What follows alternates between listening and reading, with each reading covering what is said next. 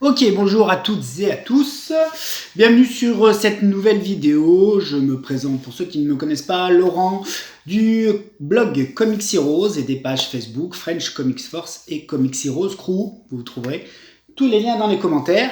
Donc, comme d'hab, chaque samedi, c'est maintenant une vidéo consacrée à mes lectures VF du moment. Alors, vous pouvez peut-être le voir déjà, j'ai fait plein d'achats. On peut tout voir un petit peu derrière. Aujourd'hui, c'était Comics Breakfast avec les copains Eric, Grégory et Flavien, à qui je fais une spéciale dédicace. Maintenant, on s'est tous retrouvés à Lille pour faire un petit déj sympa. Plus derrière, visite d'Astro City, le comic shop de Lille, dans lequel on a fait nos achats. Donc, j'ai pris des VO, puisque moi, je suis plutôt VF en général. Mais là, il y a des VO qui m'intéressent. On en reparlera peut-être si je trouve que ça me plaît. Scorched, l'univers de Spawn, et d'autres VO Marvel, Darko, que je ne savais pas que Darko qui avait une série, et donc je l'attends, on verra bien ce que ça donne. Le sujet quand même du jour, c'est mes lectures VF du moment. Donc du coup, j'ai acheté plein de choses, mais j'ai pas eu le temps de tout lire, donc je vais vous parler surtout de mes deux lectures actuelles. La première dont je voulais vous parler, c'est Once and Future. Alors Once and Future, c'est une série en 3 albums pour l'instant.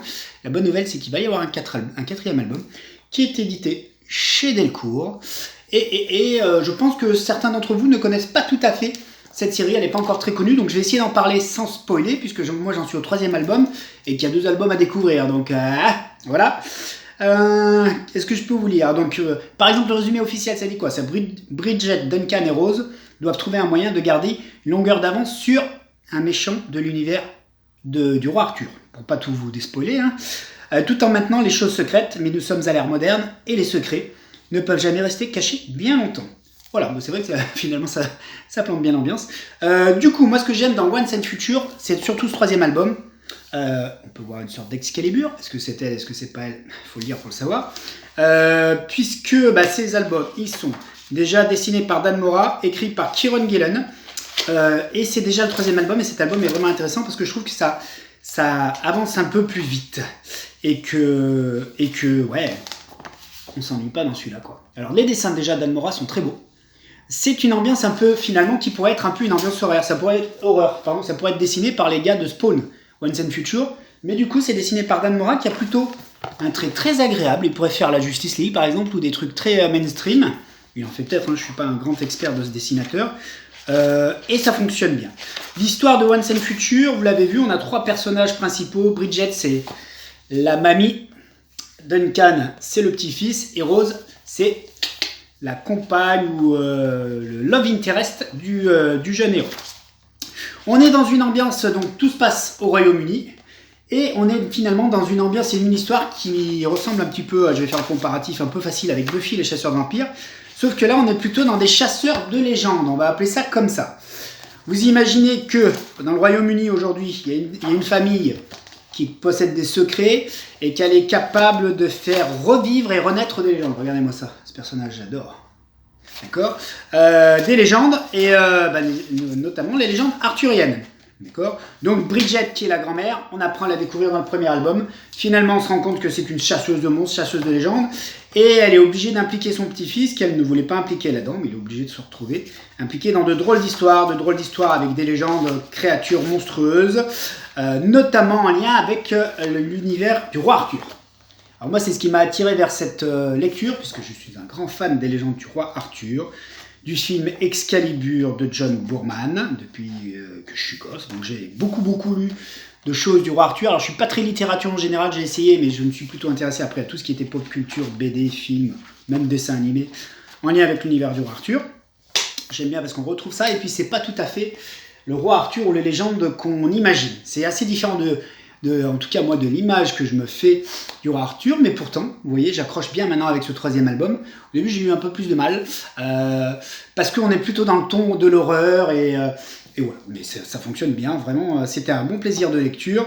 Là, vraiment, ce 3e album, il permet de rentrer un peu plus dedans, d'aller un peu plus vite, il y a pas mal de choses qui se passent. Ouais, c'était vraiment assez sympa, une belle lecture.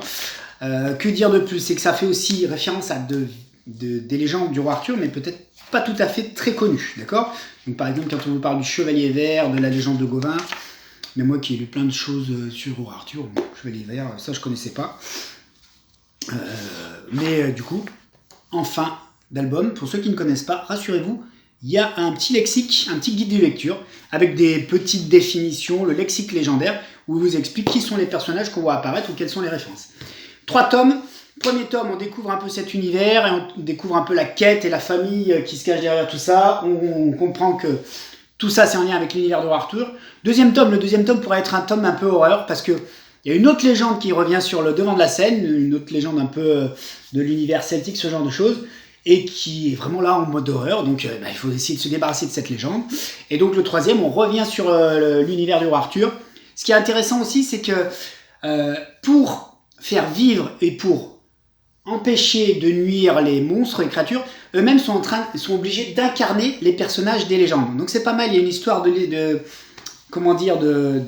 de background où c'est les personnages sont obligés de se mettre dans la peau ou de devenir les nouvelles incarnations d'un chevalier de la table ronde ou ce genre de choses pour faire évoluer, pour pouvoir déjà contrer les menaces monstrueuses et pour pouvoir faire évoluer un peu l'univers, voir l'histoire. Finalement, ils sont en train d'un peu de raconter l'histoire moderne et ils sont obligés de coller à tout ça. Et c'est vrai que du coup, tout ce qui est fait avec Once and Future, moi, ça me plaît beaucoup. Donc, la bonne nouvelle, c'est qu'au début, c'est que ça devait être prévu seulement en 3 albums et qu'apparemment, il y aura un 4e album parce que du coup, en plus, la fin de ce 3e album termine sur un gros truc, sur une belle évolution encore de tout ce qui se fait au niveau scénario de l'univers. Donc, on a forcément envie d'en voir un peu plus. Voilà pour ma lecture des vacances de Noël. Deuxième lecture, ça y est, j'ai eu le temps de le lire, entre hier et aujourd'hui. Heroes Reborn numéro 2, deuxième du nom.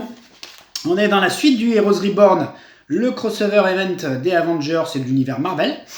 Sachant que celui-là, il pourrait s'appeler tout simplement Heroes Reborn Universe, parce qu'au final, il n'y a que très peu d'épisodes de la série principale. Je ne sais même pas s'il y a un épisode de la série principale. Ils sont découpés en petites scénettes, c'est bizarre.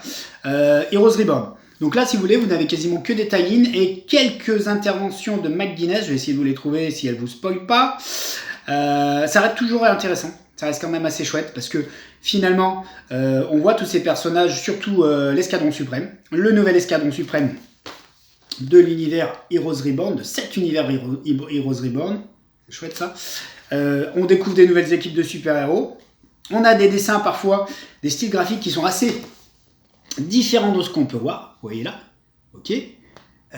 Donc du coup, on a quelque chose d'assez hétérogène, mais ça colle plutôt bien à cet univers qui, ma foi, est dense, voilà, et qu'il faut découvrir parce qu'on est vraiment dans un univers parallèle un peu dystopique.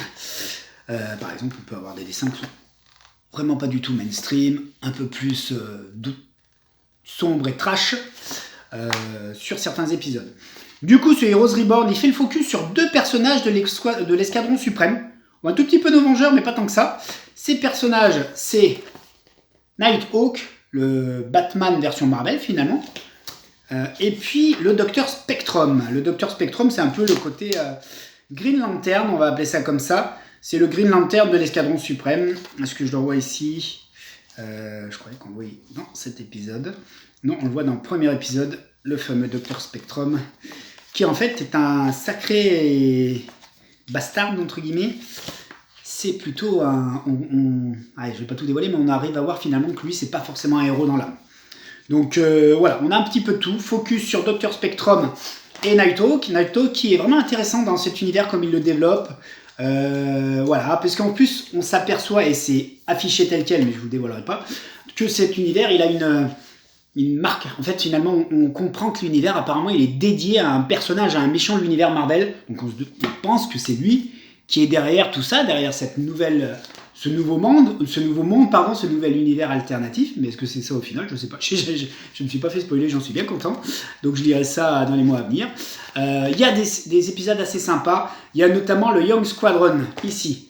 Le jeune escadron, où c'est des versions teenagers de héros Marvel qu'on connaît déjà, qui sont des fans de l'escadron suprême et qui essayent de former la version teen de l'escadron suprême.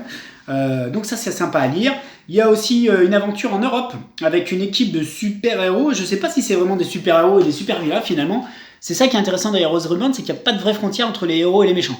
Donc là, on voit le point de vue des super-humains européens, on va appeler ça comme ça, parce que je suis vraiment pas sûr que ce soit des super-héros. Dedans, vous avez la Veuve Noire, vous avez le Baron Zemo dans le sabre, etc., et d'autres liens. Donc du coup, voilà, on les voit affronter un des personnages de l'escadron suprême. Donc ça se laisse vraiment bien lire, pas de souci. Là encore une fois, peut-être la petite déception, c'est de pas avoir un vrai épisode entier de, comment il s'appelle, Ed McGuinness au dessin. Mais c'est déjà ce qui avait été le cas sur King in Black. Finalement, on avait eu un premier épisode, on a eu 2 épisodes de King in Black dans le premier numéro Panini. Dans le 2, et puis dans ceux qui suivaient, on n'avait plus qu'un seul épisode. Là, je ne saurais même pas vous dire si on a vraiment un épisode Heroes Reborn. On a des scénettes d'Ed McGuinness. Je vais réussir à vous en trouver une, vous croyez? Si, on avait une qui était sympa à un moment. Elle était entre 2 épisodes ou pas? Ah, mais si je vous la montre, ça va peut-être vous spoiler des trucs. Pas forcément, pas forcément. J'essaie de vous la trouver. Gentiment, tendrement. Ah oui. Hop. Alors, il est où ce Ed McGuinness? Eh, on a du Ed McGuinness quand même. Mais oui, il y a 4-5 pages par-ci par-là. Alors c'est beau, hein. Le Ed McGuinness, ça fonctionne super bien là-dessus, sur le héros mainstream. Ed McGuinness, c'est top, c'est une tuerie. Donc voilà pour ces 2 premiers albums que j'ai lus. C'est surtout mes lectures VF du moment. Je vais revenir aussi sur une autre lecture VF gratuite en ligne. C'est le Lady Wolf de Sebs, qui est sur Webtoon. Je vais vous mettre encore une fois le lien dans les commentaires de cette vidéo. 2 épisodes disponibles. Lady Wolf, c'est un personnage qui est fortement inspiré du Batman The Animated Series de Bruce Timm et Paul Dini, dessin animé culte des années 90, culte à tel point que il a inspiré des auteurs. Donc elle veut pas censer ma tablette, elle veut pas censer. Mais je vous mettrai le lien, il n'y a pas de souci. Revenir sur d'autres news aussi par rapport à Lady Wolf. Je vais vous refaire une vidéo dédiée puisque cette semaine je vous ai livré le résultat du défi illustré, mais il y a eu une incompréhension de ma part, je m'en excuse auprès de Sebs. Finalement, ce sont tous les challengers du défi illustré qui ont participé, qui ont gagné un numéro. Donc je vous referai une petite vidéo là-dessus, mais si vous êtes challenger et que vous suivez cette vidéo, il faut revenir vers moi, soit par mail, soit sur Facebook. Je vous mettrai en lien avec Sebs, et Sebs vous fera parvenir votre exemplaire de Génération Héros. On y reviendra par la suite. J'ai pas une bonne co dans mon extension, donc je vais pas pouvoir vous présenter Webtoon de Lady Wolf. Il est en train de charger, s'il revient tout à l'heure, je vous montrerai avec plaisir.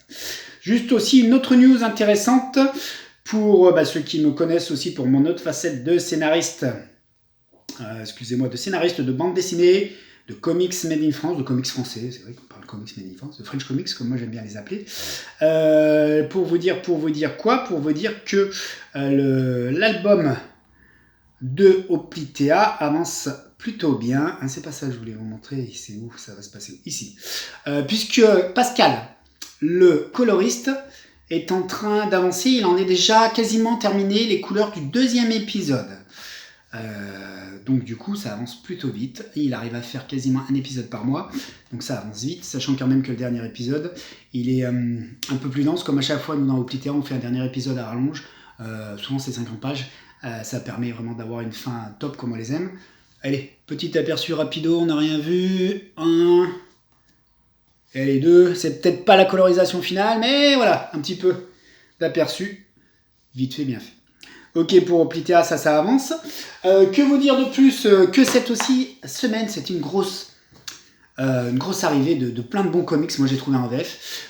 En ce moment, dans les librairies, vous allez trouver aussi Gardiens de la Galaxie. Donc, mes prochaines lectures VF dont je vais vous parler, ça risque d'être les Gardiens de la Galaxie. Ça fait un moment que je l'attends. Parce que personnage cosmique. Parce que le Hercule de Marvel, je le trouve jamais assez développé. J'espère que là, il va avoir un caractère un peu plus iconique que le gros balourd qu'on trouve souvent dans les titres Marvel. Et puis il y a ceci, le titre Nouvelle Ère, nouvel événement, et puis polémique d'ailleurs, puisqu'apparemment c'est le titre softcover de Panini qui contient désormais l'intégralité de ce qu'on trouvait avant dans Avengers Universe et Spider-Man. Donc finalement toutes les séries softcover Marvel, sauf X-Men, sont réunies dans cette revue maintenant qui s'appelle Marvels. Vous le voyez à l'envers puisque je suis toujours avec mon téléphone portable, mais faites-moi confiance, c'est Marvels. Moi je suivais uniquement Avengers Universe. J'essaye. Moi, ça me tente bien pour l'instant d'essayer cet épisode, enfin, ce nouveau magazine, cette nouvelle revue. Je suis pas du tout Spider-Man, je suis pas un grand fan de Spider-Man en BD, mais là, je vais tenter l'aventure. Si ça me plaît, effectivement, je continuerai. Par contre, si je ne suis qu'un fan de Avengers ou autre, c'est vrai que ça risque d'être compliqué parce que je suis obligé de tout acheter en VF, alors qu'il y a peut-être que 2-3 personnages qui me plaisent. Donc ça, l'avenir nous le dira. Il y a aussi quoi? Il y a aussi du DC qui est sorti chez Urban, du GSA. Punaise. Ça, je vais peut-être me laisser tenter pour l'acheter. On a l'épisode des années, je pense, 2005-2010, de 2005 à 2010, avant Rebirth. de Geoff Jones sur la JSA, dessiné par Dale Keown, je pense, et ça c'était super. Enfin, j'ai envie de les relire depuis, du coup, je suis retourné ce matin en comic shop. Et il y a aussi l'Escadron Suprême qui va d'arriver. J'ai résisté, j'ai été fort, j'ai pas acheté l'Escadron Suprême, j'ai pas acheté GSA. On va voir si j'arrive à suivre pour la suite. Si j'arrive à tenir pour la suite.